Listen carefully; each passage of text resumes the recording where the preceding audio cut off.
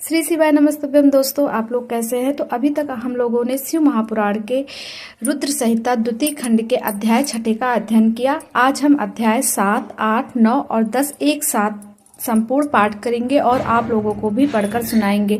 तो हमारे द्वारा जो भी जाने अनजाने में की गई गलती है उसे शिव महापुराण के मात्र अध्ययन कर लेने से हमारे सारे पाप कट जाते हैं। तो हे महादेव, जो कोई भी आपका ये महान ग्रंथ देख रहा अथवा सुन रहा है उसके सिर पर आप अपनी कृपा दृष्टि अवश्य रखना। तो चलिए जानते हैं कि इन अध्यायों में क्या बताया गया है। दक्ष की तपस्या और देवी शिवा का उन्हें वरदान देना।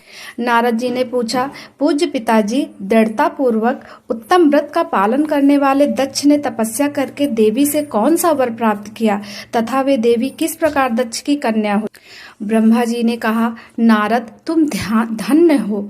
इन सभी मुनियों के साथ भक्ति पूर्वक इस प्रसंग को सुनो। मेरी आज्ञा पाकर उत्तम बुद्धि वाले महाप्रजापति दक्ष ने क्षीर सागर के उत्तर तट पर स्थित हो देवी जगदम्बिका को पुत्री के रूप में प्राप्त करने की इच्छा तथा उनके प्रत्यक्ष दर्शन की कामना के लिए उन्हें हृदय मंदिर में विराजमान करके तपस्या प्रारंभ की।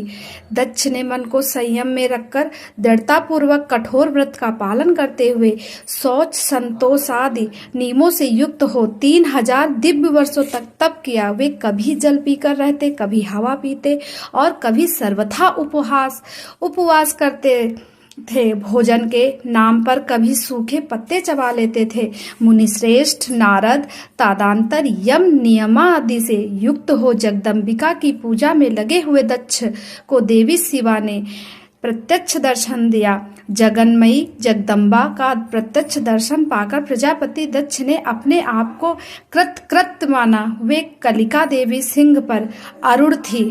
उनकी अंग कांति श्याम थी, मुख बड़ा ही मनोहर था। वे 4 भुजाओं से युक्त थी और हाथों में वरद अभय नील कमल और खड्ग धारण किए हुए थी। उनकी मूर्ति बड़ी मनोहारिणी थी। नेत्र कुछ लाल थे। खुले हुए केस बड़े सुंदर दिखाई देते थे। उत्तम प्रभा से प्रकाशित होने वाली उन जगदम्बिका को भली भांति प्रणाम करके दक्ष विचित्र वचनावलियों द्वारा उनकी स्तुति करने लगे। दक्ष ने कहा, जगदम्बा, महामाये, जगदीश्वरे, महेश्वरी, आपको नमस्कार है। आपने कृपा करके मुझे अपने स्वरूप का दर्शन कराया है। भगवती, आगे मुझ पर प्रसन्न होइए। शिवरूपणी प्रसन्न होइए। भक्त वरदायिनी प्रसन्न होइए। जगन्माये, आपको मेरा नमस्कार है। ब्रह्मा जी कहते हैं, मुने, संयत चित्त वाले दक्ष के इस प्रकार स्तुति करने पर महेश्वरी शिवा ने स्वयं ही उनके अभिप्रायों को जान लिया तो भी दक्ष से इस प्रकार कहा, दक्ष, तुम्हारी इस उत्तम भक्ति से मैं बहुत संतुष्ट हूँ। तुम अपना मनोवांछित वर मांगो। तुम्हारे लिए मुझे कुछ भी आदेय नहीं है।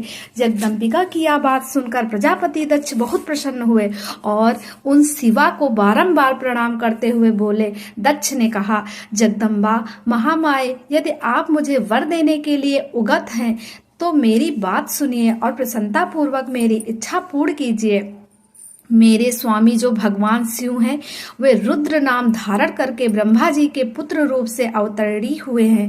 वे परमात्मा शिवा के पूर्वावतार हैं, परंतु आपका कोई अवतार नहीं हुआ। फिर उनकी पत्नी कौन होगी? अतः शिवे, आप भूतल पर अवतरणी होकर उन महेश्वर को अपने रूप लावड़े से मोहित कीजिए। देवी, आपके सिवा दूसरी कोई स्त्री रुद्रदेव को कभी मोहित नहीं कर सकती। इसीलिए आप मेरी पुत्री होकर इस समय महादेव जी की पत्नी होइए। इस प्रकार सुंदर लीला करके आप हर मोहिनी भगवान शिव को मोहित करने वाली बनिए। देवी, यही मेरे लिए वर है या केवल मेरे ही स्वार्थ की बात हो, ऐसा नहीं सोचना चाहिए। इसमें मेरे ही साथ संपूर्ण जगत का भी हित है। ब्रह्मा, विष्णु और शिव में से ब्रह्मा जी की प्रेरणा से मैं यहाँ आया हूँ। प्रजापति दक्ष का यह वचन सुनकर जगदम्बिका शिवा हंस पड़ी और मन ही मन भगवान शिव का स्मरण करके यो बोली। देवी ने कहा, तात प्रजापति दक्ष, मेरी उत्तम बात सुनो। मैं सत्य कहती हूँ, तुम्हारी भक्ति से अत्यंत प्रसन्न हो। तुम्हें संपूर्ण मनोवांछित वस्तु देने के लिए उगत हूँ। दक्ष, यज्ञप में महेश्वरी हूँ, तथापि तुम्हारी भक्ति के अधीन हूँ। तुम्हारी पत्नी के गर्भ से तुम्हारी पुत्री के रूप में अवतरणी होंगी, इसमें संशय नहीं है। अनग मैं अत्यंत दुस्साह तपस्या करके ऐसा प्रयत्न करूंगी जिससे महादेव जी का वर पाकर उनकी पत्नी हो जाऊं। इसके सिवा और किसी उपाय से कार्य सिद्ध नहीं हो सकता, क्योंकि वे भगवान सदाशिव सर्वथा निर्विकार है, ब्रह्मा और विष्णु के भी सेव है तथा नित्य परिपूर्ण रूप ही है। मैं सदा उनकी दासी और प्रिया हूँ। प्रत्येक जन्म में वे नाना रूपधारी शंभु ही मेरे स्वामी होते हैं। भगवान सदाशिव अपने दिए हुए वर के प्रभाव से ब्रह्मा जी की भ्रकुटी से रुद्र रूप में अवतरणी हुए हैं। मैं भी उनके वर से उनकी आज्ञा के अनुसार यहाँ अवतार लूंगी।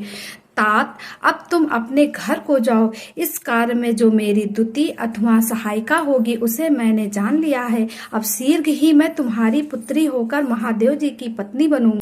दक्ष से यह उत्तम वचन कहकर मन ही मन शिव की आज्ञा प्राप्त करके देवी शिवा ने शिव के चरणार बिंदों का चिंतन करते हुए फिर कहा, प्रजापते, परंतु मेरा एक प्रण है, उसे तुम्हें सदा मन में रखना चाहिए। मैं उस प्रण को सुना देती हूँ, तुम उसे सत्य समझो, मिथ्या ना मानो। यदि कभी मेरे प्रति तुम्हारा आदर घट जाएगा तब उसी समय मैं अपने शरीर को त्याग दूंगी, अपने स्वरूप में लीन हो जाऊंगी अथवा दूसरा शरीर धारण कर लूंगी।